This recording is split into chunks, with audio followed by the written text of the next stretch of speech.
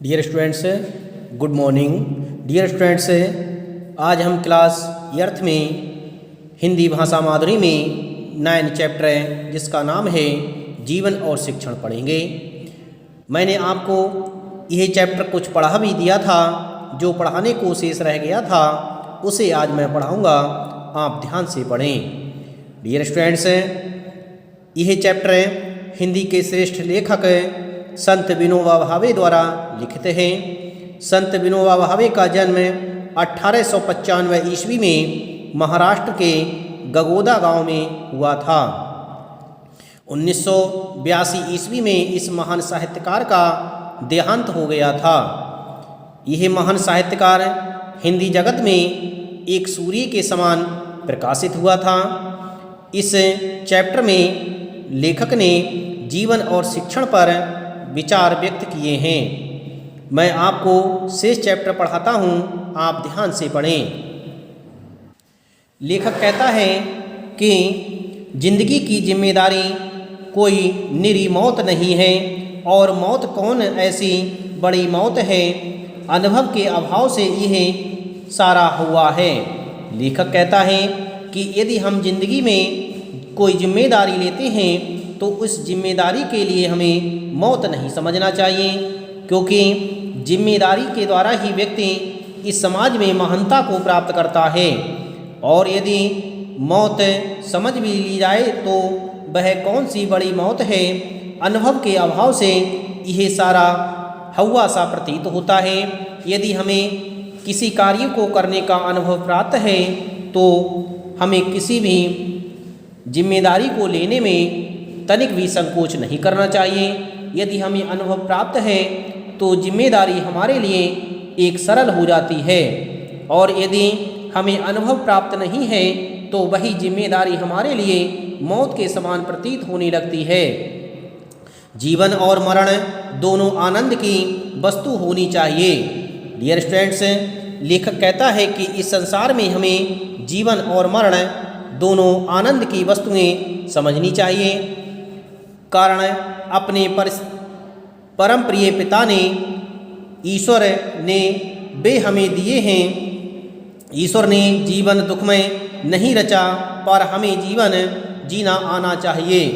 लेखक कहता है कि ईश्वर ने हमारे लिए जीवन दुखमय नहीं दिया, परंतु हमें जीवन को जीना चाहिए।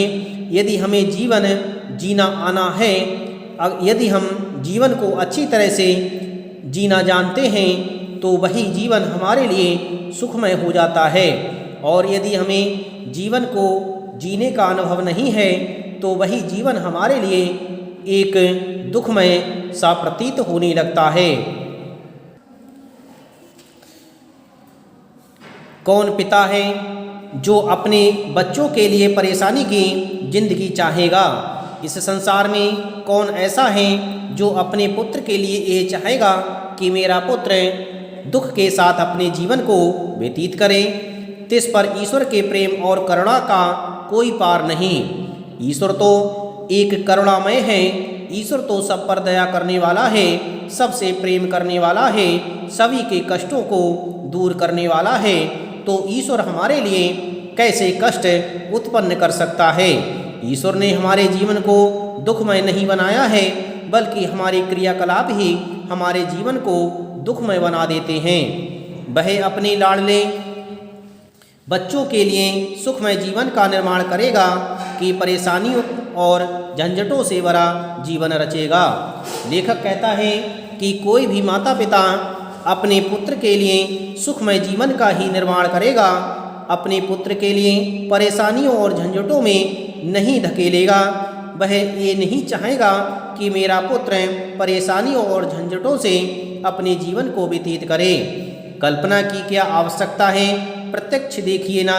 लेखक कहता है कि इसे हमें कल्पना की कोई आवश्यकता नहीं है, इसे हम प्रत्यक्ष भी देख सकते हैं। हमारे लिए जो चीज़ जितनी ज़रूरी है उसके उतनी ही सुलभता से मिलने का इंतजाम ईश्वर की ओर से है। लेखक कहता है कि हमारे लिए जो आवश्यक है उन आवश्यक वस्तुओं का इंतजाम ईश्वर हमारे लिए बहुत ही सुलभता से कर देता है। पानी से हवा ज़्यादा जरूरी है तो ईश्वर ने हवा को अधिक सुलभ किया। लेखक कहता है कि हमारे जीवन में पानी से अधिक हवा की ज़रूरत है, इसलिए ईश्वर ने हवा को अत्यधिक सुलभता से हमें प्रदान कर दिया। जहाँ नाक है वहाँ हवा मौजूद है। पानी से अन्न की ज़रूरत कम होने की वजह से पानी प्राप्त करने की बनिस्बत अन्न प्राप्त करने में अधिक परिश्रम करना पड़ता है।